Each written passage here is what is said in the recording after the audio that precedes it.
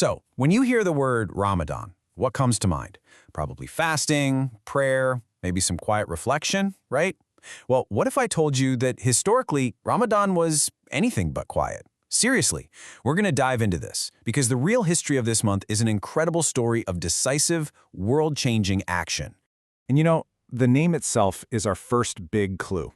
The word Ramadan actually comes from an Arabic root that means intense, scorching heat. Now, this isn't just about the summer sun in Arabia. The idea here is something much deeper. It's about a spiritual fire that's meant to burn away sins and forge real, powerful change, not just inside of you, but out in the world. All right, so here's our game plan. We're going to take a journey through time. We'll start with the prophetic foundations, then jump into eras of massive expansion and intellectual growth. We'll cover a desperate fight for survival, look at the age of empires, and then, well, we'll turn our gaze to the century that hasn't been written yet. Okay, let's kick things off at the very beginning.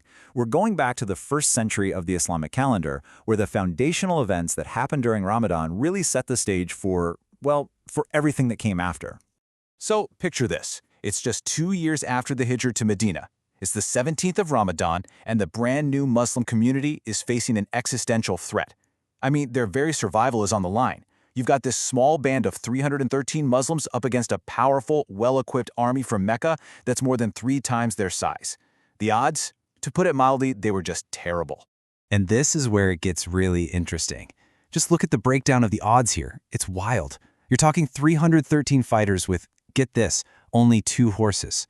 And they're up against 1,000 soldiers with over 100 horses and a full arsenal. This was never just a military showdown.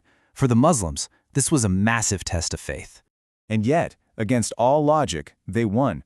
They were victorious. And this is the key takeaway from Badr's success. Success isn't about numbers.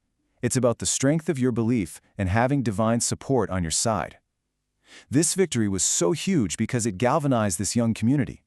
It gave them a purpose that went way beyond old tribal loyalties and established them, for the first time, as a real force to be reckoned with in Arabia. Okay, so fast forward just a few years to Ramadan of 8 AH, and we get another defining moment, the Conquest of Mecca. But this was a totally different kind of victory. The Prophet Muhammad marches on the city with 10,000 followers, and they enter almost without a single drop of blood being shed. He then cleanses the sacred Kaaba of all its idols and this is the incredible part, declares a general pardon for all his former enemies. This wasn't a victory of vengeance. It was a victory of principle and mercy. All right, let's jump into the next era because things really start to pick up steam here. In the centuries that followed, Ramadan became this incredible month where the frontiers, not just of territory but of human knowledge, were just dramatically expanded. Now, to really get what's happening in this period, you have to understand a key concept, fakh. We often translate it as victory or conquest, but that doesn't quite capture it. Its deeper meaning is to open. The whole idea wasn't just about winning battles. It was about opening new lands, sure, but also opening hearts and minds to new ideas and possibilities. And this next story is the perfect illustration of that. It's Ramadan, 92 AH. A general named Tariq ibn Ziyad leads his small army across the sea into Spain. He's facing a massive force of 100,000 soldiers. So what does he do? He makes this legendary, almost insane decision. He orders his men to burn their own boats.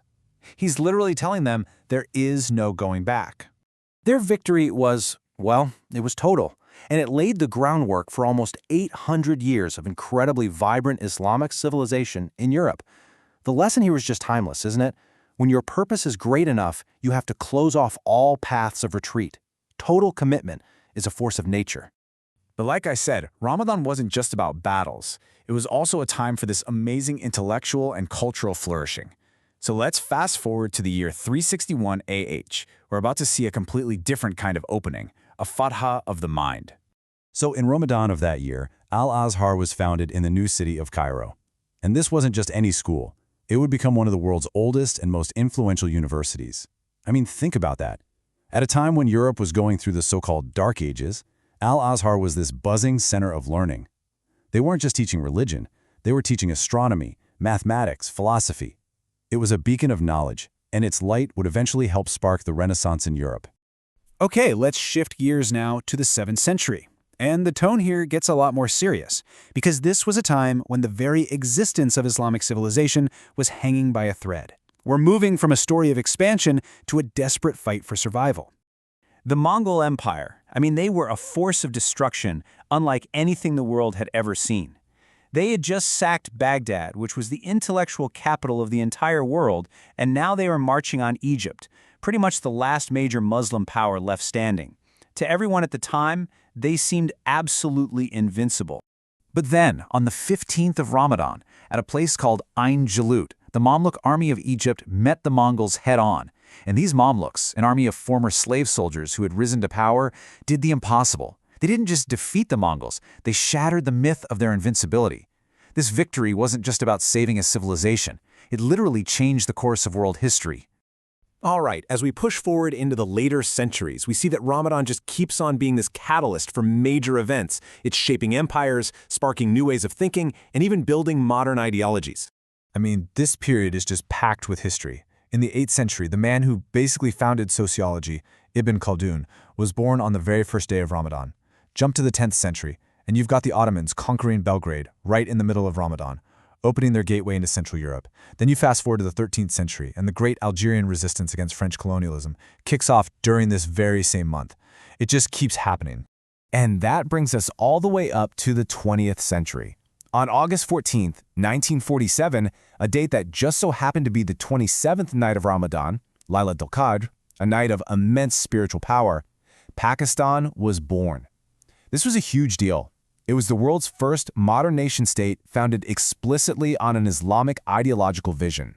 So, we've traveled through 14 centuries of history. We've seen how time and time again, Ramadan has been a month of pivotal, game-changing moments. And that brings us right here, to the present, to the future, to the unwritten century. So, if there's one thing to take away from all of this, it's this. When you actually look at the history, the story of Ramadan is not a story of passivity. It's a story of decisive action, of major turning points, and of profound transformation. It's all fueled by this incredible mix of spiritual discipline and real-world conviction. And that really leaves us with one final big question. We've seen the legacy that history has written for this month. The question for us living today is, what's the next chapter going to be? History shows what Ramadan was. What will it be now?